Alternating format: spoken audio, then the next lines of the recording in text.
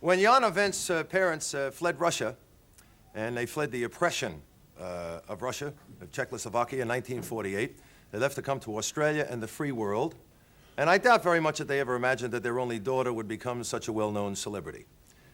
She made headlines when she became Australia's youngest female newsreader after only 6 months in the business, and she's doing it again. She's making headlines again as the first female reporter on what is probably the most prestigious and most important current affairs show on television, 60 Minutes.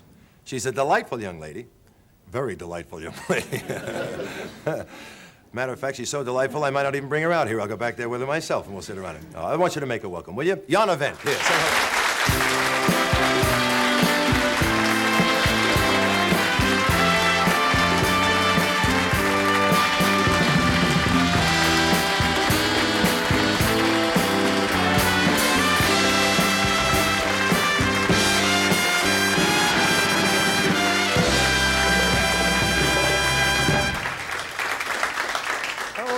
I want to embarrass you a little. You're even prettier close up than you are on the screen. I'm Very nice. embarrassed, and I hate stairs. I hate them. Why? I don't know how I ever made it down those stairs. They terrify me. But really. that's a big... Left or right, I hate them. That's show business entrance, though, coming downstairs. Yeah, I'm not nicely. used to showbiz entrances, really.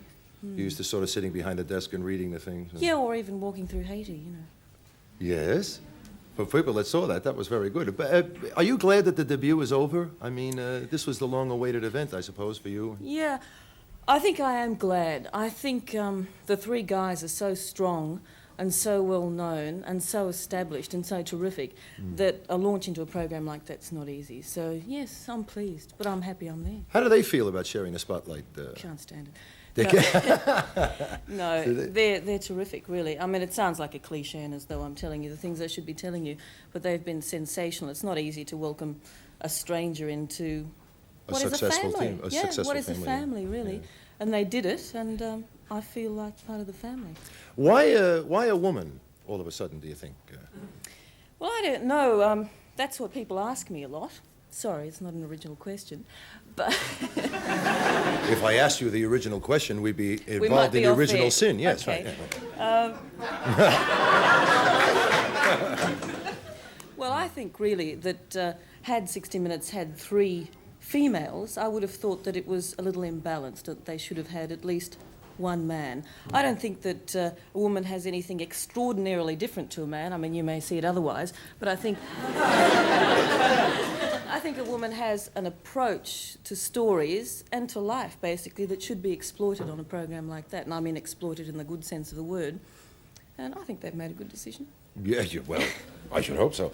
But why? I meant more than just a woman. I mean, was it their plan to find a woman, or did they find you and then say, hey, she'd fit in great in this program? Well, I think you'd probably have to ask Gerald Stone that question. I think he would have been happy to find a woman and happy to have found one, because there is a little bit of an imbalance, isn't there? I mean, there are men and women in the world, and if it's an exclusively male team, then you think that maybe something's missing as far as your audience is concerned. So I think Gerald's happy that he did find a woman that, you know, fits the job.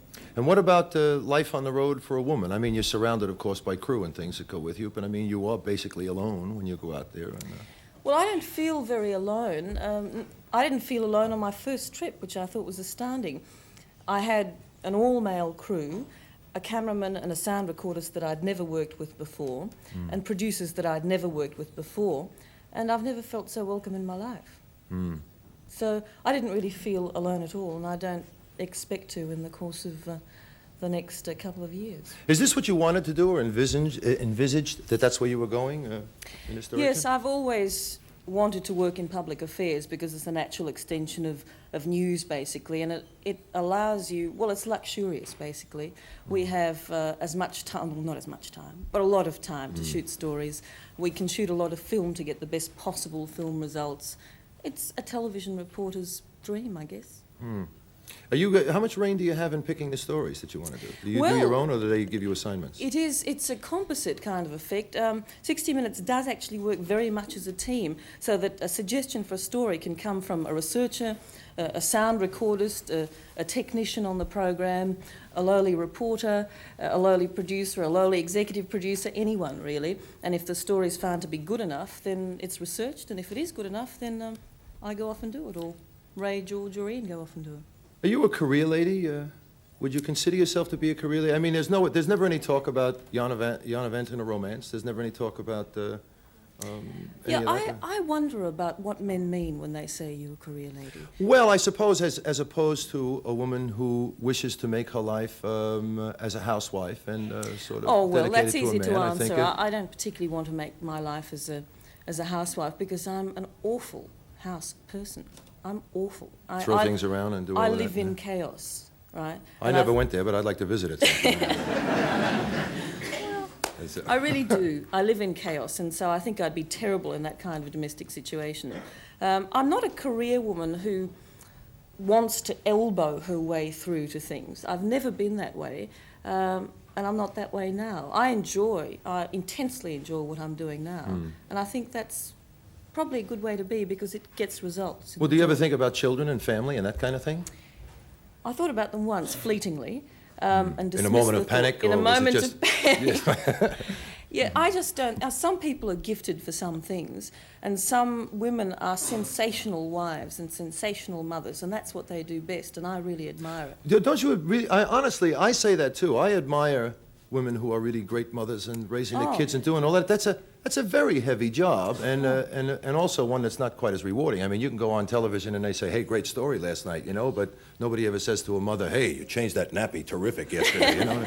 They never do any of that. I think the point is that you and I can say goodbye to our jobs at some point. We can finish work for the day or the year or the month and say, well, maybe that's almost over, whereas a mother never says, that's it. She always has the sort of work that she has to do, and that's something I don't think I'm too good at. And what about your family? Your mom and your dad are still alive, and Very much so. Well, I mean, what are they? Did they ever imagine that you were going to get into all of this? I mean, you know, fleeing from a European country and coming to an English-speaking country, a free world, a big cultural change and so forth. Oh, it's an enormous cultural change. I guess that's what, that cultural change made me, where I'm very conscious of what they came from, I'm very conscious of their language, of their culture, and I was born out of that. So there's a lot of them in me, a great deal of them in me.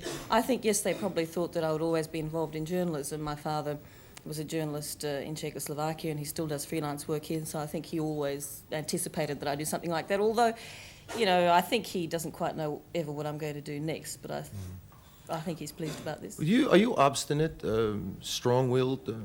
You could say that. You are. Well, that cancels my next question. Thank you very much for coming in. I appreciate it, and all the best of luck with 60 Minutes. And I watched you with a great deal of admiration when you were on that other channel, Channel 10, and I thought, hello. The one that you made those comments about earlier in the show. Yes, I did. You're not there anymore. You don't have to protect them if you don't want to. I know, but I still love them dearly. Do you? That's a good idea. Thank you. Jana Wendt. We'll be back. Bert's going to talk to us, and the Bullamakanka Bush Band will be here. Hello. It's going to be fun tonight.